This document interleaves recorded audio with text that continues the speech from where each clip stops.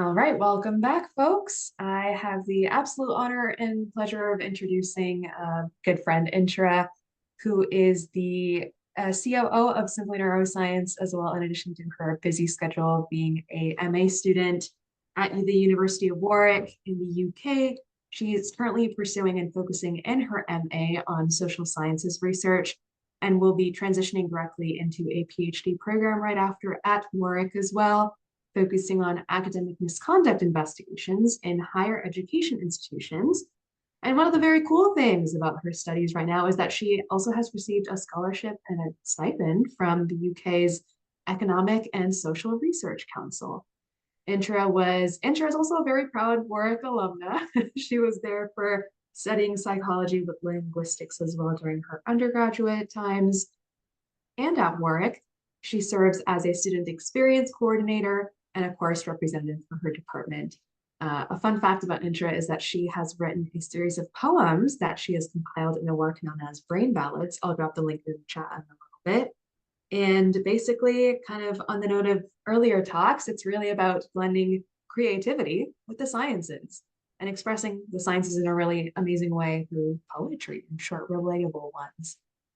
And yep, in December 2020, she released that first edition of Brain Ballads with 18 poems and continues to actively share further works on Instagram, also chronicling her day in the life, basically, as a graduate student. So I will drop that link in the chat as well and pass it over to Inchara. Hi, everyone, and thank you so much, Chinmay, for that lovely intro. As Chinmay said, I'm currently doing a master's at Warwick, and I think one of the most important things I've picked up during my time as an undergrad is sharing research effectively. So presenting your research is one thing, but how to do it effectively really matters. So I'll spend the next hour or whatever amount of time it takes talking to you about that. But I want this to be really interactive. I want you all to be able to benefit from it. So please type any questions in the chat as we go. And Chinmay, if you see a question related to something I'm saying, I'm happy for you to interrupt me at any point, and I'll answer the question right then. So let's get right to it. I will just share my screen.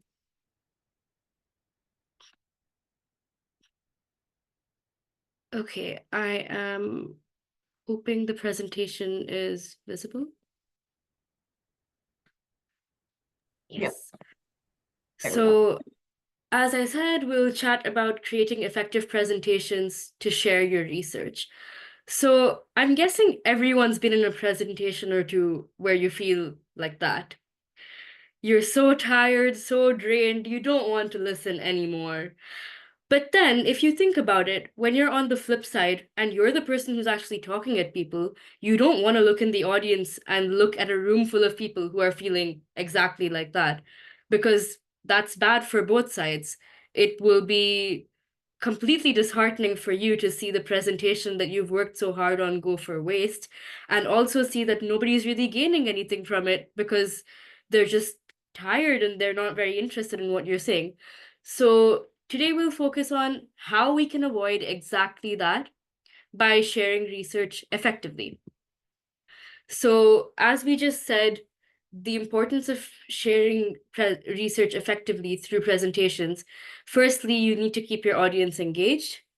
And secondly, we need to make sure the attendees truly gain from our session. Even if they're just taking back a few takeaways, it needs to be clear to them what they can take back from your session.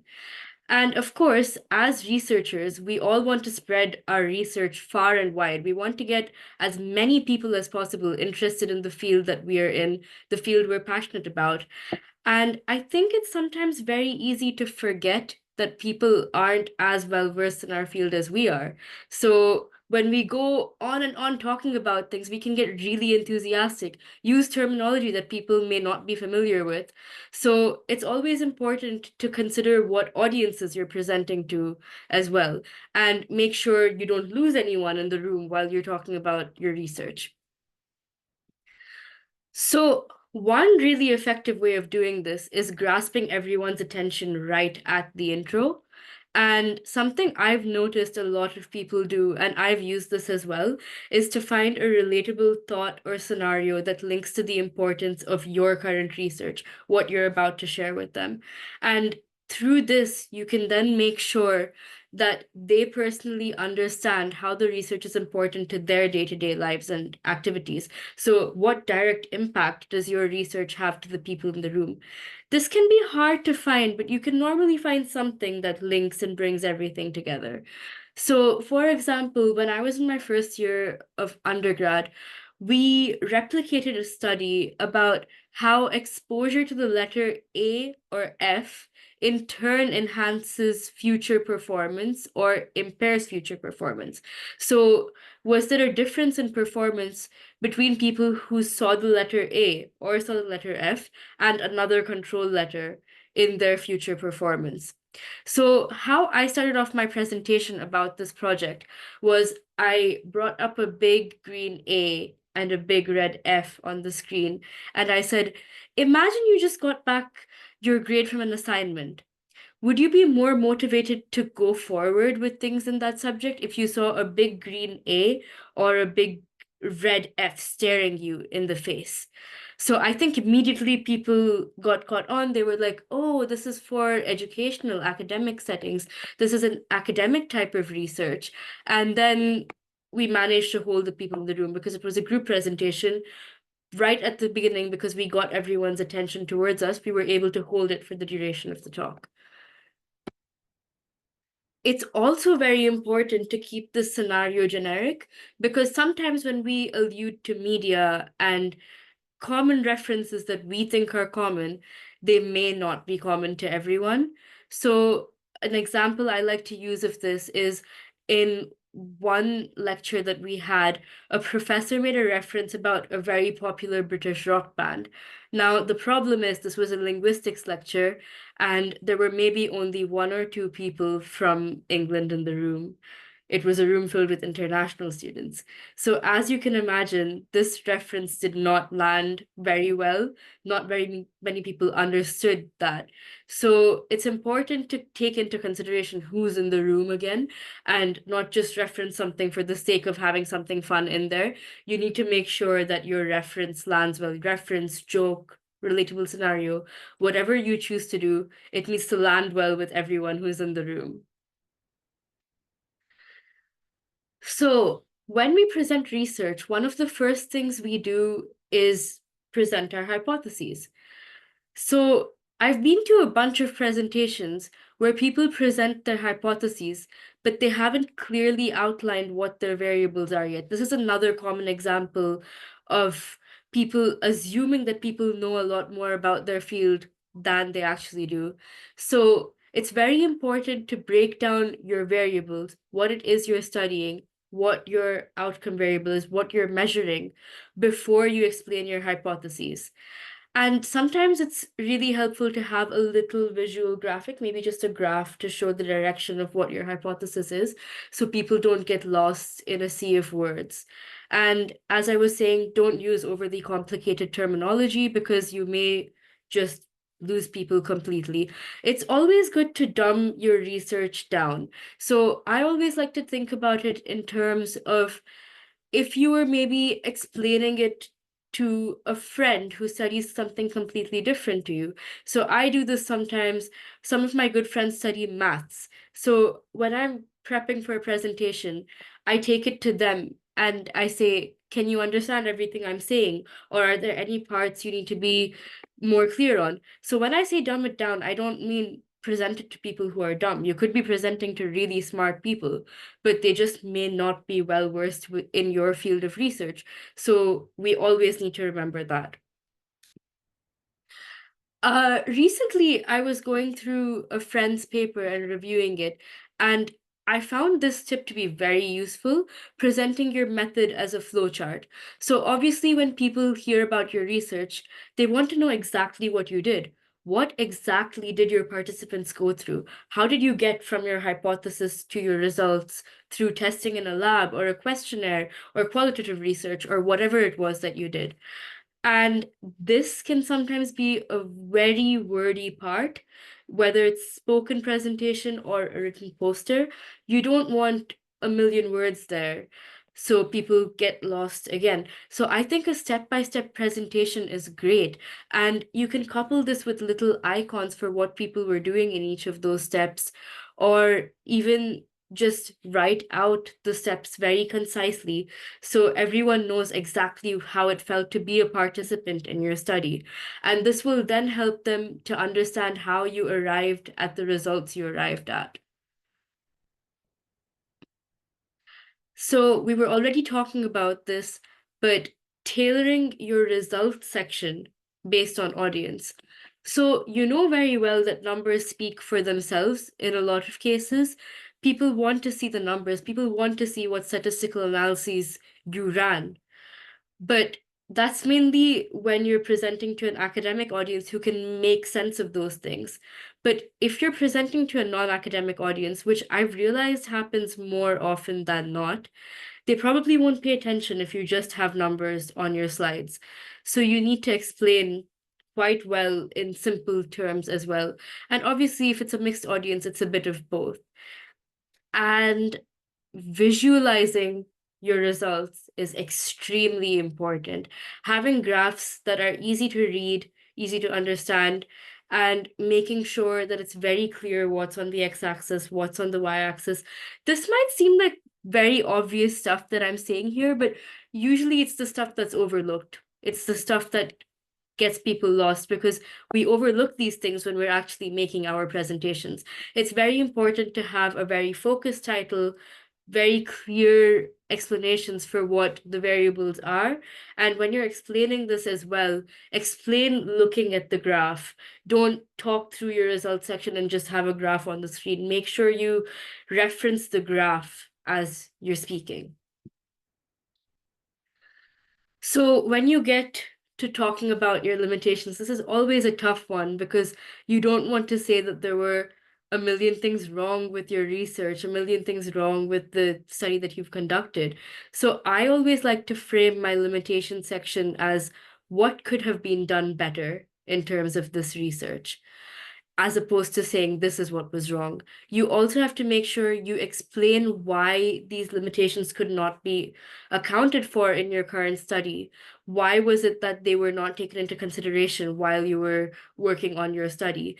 Because you don't want people to leave thinking you could have done things better, but you didn't. That's not the point of your research. You're sharing what you've done. You should be taking pride in what you've done because you did it to the best of your ability. And I think that's why it's very important to focus on how these limitations can be addressed in the future. So why you weren't able to do that, saying what can be done, but also saying how you think that can be done. So you're not just leaving it very open. Also, it's very important to present ideas for future research because it's essential to show where your research can lead in a variety of fields, not just for your own. Normally, these days, we have so much interdisciplinary research where things have impacts on each other. So it's great to show how a variety of fields can be impacted by your current research. And it can also be great to get some audience engagement by asking who in the audience sees a relevance to their field. So I know this was quite short, but I'm going to wrap up with some general presentation tips. So starting with don't overload your slides with text, have graphics, they land a lot better, and speak what is on your slide. Don't have a whole bunch of text on your slide and say something else. Voice modulation is super important because if you're just talking in monotone, you know how it feels to be on the other end of that. You can very easily get lost in a sea of monotone words. Take cues from the audience, pick them up, see how your audience is responding. If you see that they're getting bored, try and switch up gears a little bit, see what you can do differently on the spot. And if people are asking questions, definitely entertain those while keeping time in mind. So now I just wanted to ask you guys, do you have any other presentation tips from your experience? What do you think works well? If you're comfortable being recorded, I wouldn't mind if you unmuted and spoke, but if you prefer not to, just go ahead, type in the chat box.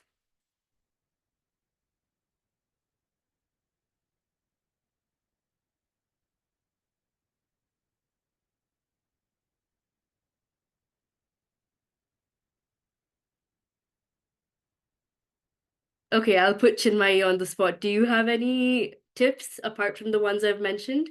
Oh goodness, I think definitely the bite-sized content one, and trying to keep the points, especially pretty relatively sparse on the slides. Use more slides with less condensed info. I think that part about layout too was super important. So Yes, definitely. Okay, I suppose we will do questions now. I'll probably stop sharing so I can actually see. sure thing. Ishithpreet, let me ask you to unmute. Go ahead. Hi, so it was an amazing presentation. Can you hear me? Yeah. Yes, can. Thank you so Okay, much. yeah, so I have one suggestion and one query. So the suggestion would be like it's super important to give the acknowledgements as well as the things which you are referring to throughout your slides to the people like your lab mates and all. So that might be a useful tip. And another one can be like even the texts which you are using, I have noticed that many people use complete sentences. So it was pointed out by one of our professors. He said that not it's not that you are conveying the wrong info, but the way you are conveying it should be better. So try to use concise sentences, even if you remove ismr and all the verbs and stuff from your slides. That works too. Just make the points very concise. So yeah, these are some of my suggestions from my experience. And the question which I had was, how important do you think is to give a background of the study which you are doing in your presentation? So sometimes we have time limitations, but if you want to convey that how your field has progressed till now, or say if you are working on a novel study, so how do you want to handle this background section of your presentation? Okay, sure. That's a great question, actually. Uh, I think it's good to give background, but not too much of background, because when you're presenting, you want to focus on what you've done. Obviously, in the light of everything that's already been done in your field, as you rightly pointed out. So I think it's great to kind of just give a little bit of background and say, so these are the things that have been studied already, but here's where this study fits in because this is what's missing from the current literature. And when you're talking about those studies, I've noticed some people go into great detail about those background studies. I personally don't think it's a great idea to go into a lot of detail. I think presenting some key findings from those studies, saying these studies have already studied this, giving the references so that people who are interested can go back and actually have a more detailed look at those studies, but using them to draw into your study. So the funnel method that we normally use, start broad and go narrow, but less broad, just kind of somewhere in between. What studies were the ones that really sparked your study? Say a few lines about those, and then go straight into yours is, I think, a good way to do it when you're presenting and giving a talk. Some great points. Anyone else, if you have questions you want to chime in, please feel free to raise your hand similarly. We also do have some questions in the chat intro, so I can go ahead and direct us over there. Yeah, sure. Okay. I think some people put in some tips as well. Yes, indeed. Big text on top of less points per slide. Definitely a solid one. Sometimes we have comment here. Sometimes it's good to talk about the big picture and how it fits into the overall scientific query, besides going through the details of important experiments. Definitely situating in the broader context there as well. Okay, let me take us over to the first question here. How do you present something that feels a little bit suboptimal due to imposter syndrome or whatever reason? You just don't feel like it's the perfect thing to be presenting, or maybe you're feeling not so confident. Yeah, that's great. I think we've all felt that at some point or the other that what we're presenting may not be great. If I'm being honest, even with this presentation, kind of felt that when I was working on the slides because I was thinking like I'm probably very new to the academia setting. How am I giving tips on presentation? But I think it's always good to see it as you're always contributing something. no matter how little it feels to you, your findings are always contributing something to your field. Even if you haven't found any significant results, saying that you haven't is in itself a contribution. And while some research may be considered suboptimal, at least it provides grounding to make it better from that point on. At least then you're telling people, I've done this. I myself don't think it's the best, but here's how we can make it better. Here's how we can take it forward in the future. So if you feel like it's suboptimal, then that's probably one way to deal with it. In terms of imposter syndrome, I have been feeling a lot of imposter syndrome off late because I'm the youngest on my current program. But I think it was really humbling to me when I brought this up in one of the sessions we were having, and a close to 60-year-old also said the imposter syndrome never goes away. It's not with age, it's not with experience. You'll constantly feel like you're not good enough, but you just have to battle it.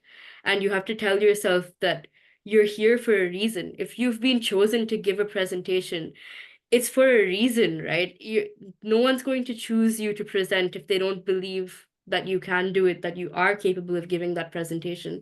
So I think it's a matter of reminding yourself of that, telling yourself that you should not be feeling that imposter syndrome, and just present with confidence and be open to questions. I think that's a great one, because if you're not feeling great about what you're presenting, don't just keep talking till time ends. Make sure you leave time for questions, so then you feel more like you've directly addressed what people want to gain from your presentation.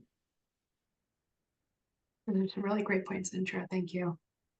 Jumping to the next question. Do you think it is a good idea to add humor or quirky themes to a very serious academic conference? Can this potentially rub someone the wrong way, especially a more senior faculty member? How do you really find that perfect balance of having something be lighthearted, but not, coming across the wrong way? I think irrelevant, quirky humor is probably not a great idea, but that's why I prefer finding like a relatable scenario that people can relate to in everyday life. And you can add humor. Actually, you'll be surprised how many people appreciate a little bit of lighthearted humor, not too much. You can't turn your whole presentation funny when you're presenting at an academic conference. But I think a lot of people really like a slight hint of humor, or even if not humor, even if making people laugh is not your thing, and obviously that's not the aim of a conference in any way, you can draw them in by finding something that they can relate to. I don't know if this is the case everywhere because I can only speak for the situations I've been in, but my department does love a little bit of humor. Even the head of department, when he goes on stage to present something, will make a joke or two for sure. He will make the whole room laugh for sure. So I think humor isn't necessarily bad because we're human at the end of the day. Everyone likes a little bit of humor, but that can't become the focus of what you're doing. And if you're not confident that your humor will land well, don't use it. You don't want to run that risk. But that's where a relatable scenario from day-to-day life can't go wrong, because you'll probably get people smiling because they can relate to it, but it's not actually meant to be funny.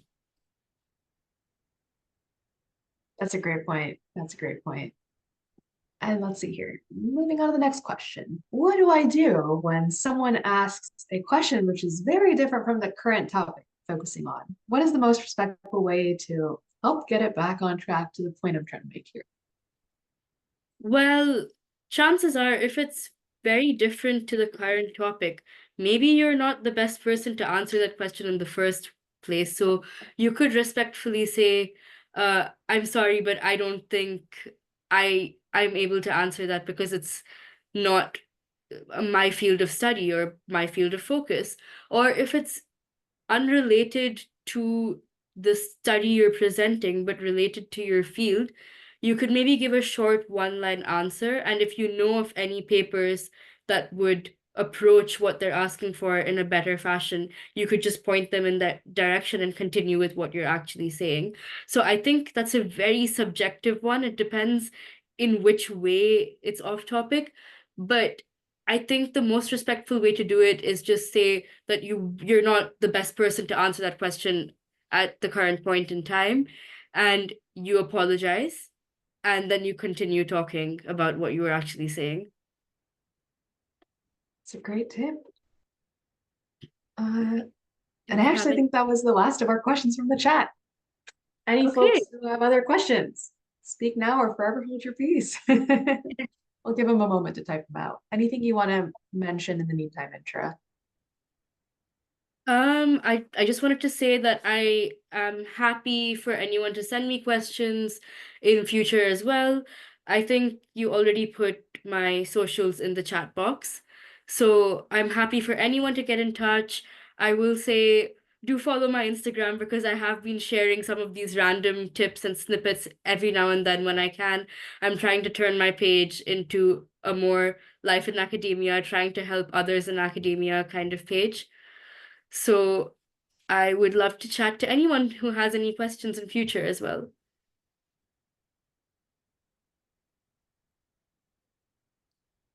There we go. All the links there. Yeah, thank you. And just kind of as a concluding remark, presentations are an ongoing process. You'll never have it perfect in the first one you do. And in fact, you probably will never have it perfect, but it's just taking what you can from your own experiences, from others' experiences, and trying to incorporate those as you go forward. I see a question in the chat. Do you rehearse your entire presentation multiple times before one? I think that is very subjective and differs from person to person because I probably rehearse my entire thing once before I go on stage because I just feel like when I say it to myself over and over, I try and use the exact same wording, and then I just catch myself off guard when I can't remember exactly what I said to myself beforehand. But it depends on what kind of person you are. I know friends who rehearse multiple times and try to get it to the exact same wording because they prefer knowing things off by heart before they go in, but they're still able to pause and take questions if they need to. For me, I'd rather just have my slides as reference and speak about it because, especially when I'm speaking about my research, it's something that has been my whole life for like days, weeks, months before that. I know it. I know the ins and outs. I know it inside out. So I would rather just use my slides as reference and then speak about it rather than trying to remember things by heart. So I think it's finding your rhythm because I've tried it both ways and now established that this is the way that works best for me. So I think it's just trying it both or multiple different ways and seeing what works best for you and sticking to that.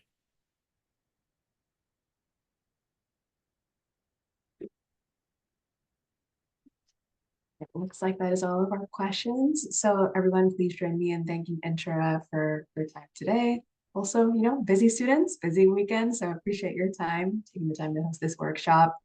And definitely get in touch with Intra if you have any questions, thoughts about, curiosities about exploring academia and grad school in general too.